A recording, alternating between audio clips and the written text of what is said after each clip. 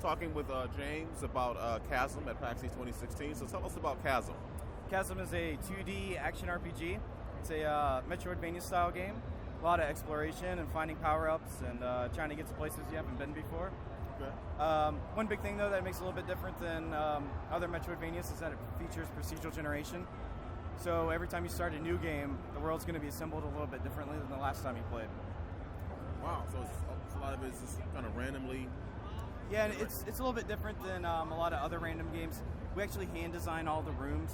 It's just kind of how all the rooms are connected together to make the path to where you're trying to get. Okay.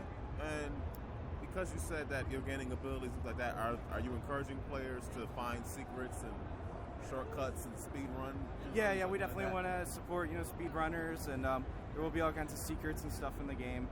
What's that like to balance between making something where people play it through like regularly and trying to incorporate something for other people who don't want to do it that way? What is that like? It's definitely tough, and there's a lot of questions. It's like, how challenging do you make the game, and like how different should it be? But we're trying to strike the perfect balance. Like, we really want it to feel like a classic adventure game, more than just like a mishmash of stuff. My goal with the procedural generation has always been for, like, I feel like I've done it right if nobody knows that it is procedurally generated. Okay. And I think, like, from what I've seen, with people playing, like, a lot of people don't realize it. So I think we might have done it right. You tricked them. Yep.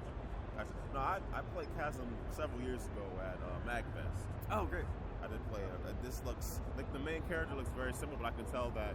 Yeah, the main character has not changed at all. Just everything else in the game. Well, even he looks more animated now than he did. We do have some new animations. Yeah, he's got a lot of frames of animations now. I think over 1,000 probably. He's got a ton of moves.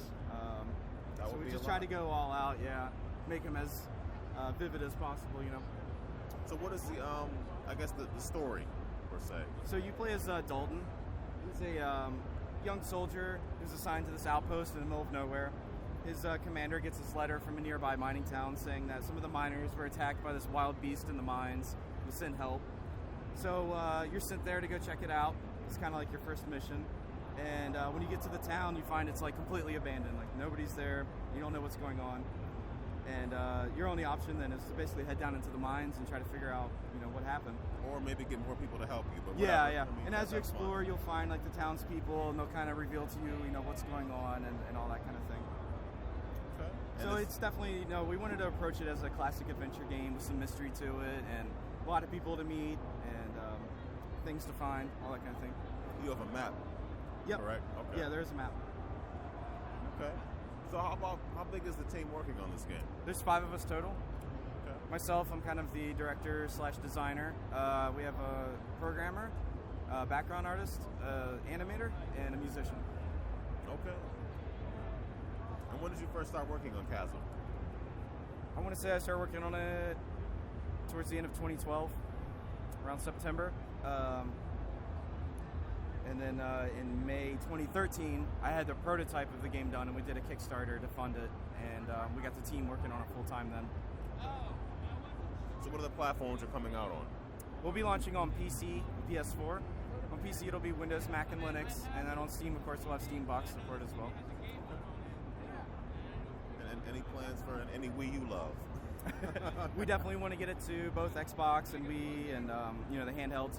It's just more of a question of time and money at this point. For 5 people, it's a lot of work. Yeah. There's only 2 of us really doing the development side, and it's very expensive, to get onto all these different consoles and time-consuming. So we're going to try to do just PC and PS4 at first, do it as best as we can, and then hopefully from there we'll be able to get it onto more platforms and do some updates for people and all that. The game does look great. You got to play as any other characters outside of Dalton? No, he's the only character that's playable. Having seen it several years ago, it looks a lot different. But it looks good. It's come a long ways. It's a good-looking game. It's 2016 right now when it's done. Is this calendar 2016 or some sort of weird fiscal 2016? No. This means March 2017. We're trying to get it out before the end of the year.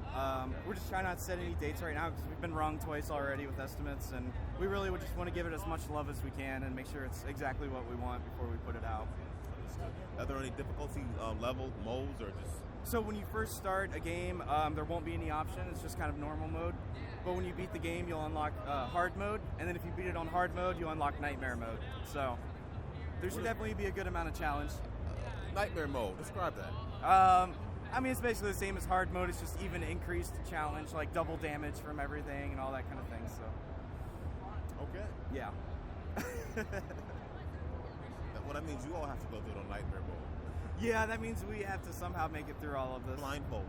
We also have, the game kind of started as a roguelike, and we kind of went away from that idea, but a lot of people still wanted that permadeath option. So when you create your character, you can actually create him as a mortal, we call it. And if you die as a mortal, it's over. So I think the ultimate challenge for this game will probably be beating it on nightmare mode as a mortal. So if you have it on mortal and, I guess, the regular mode, how does that... It's over if you die. That's insane. Like when you go back to the screen, you'll see your save icons change into a tombstone, and you can't play anymore. Oh, wow.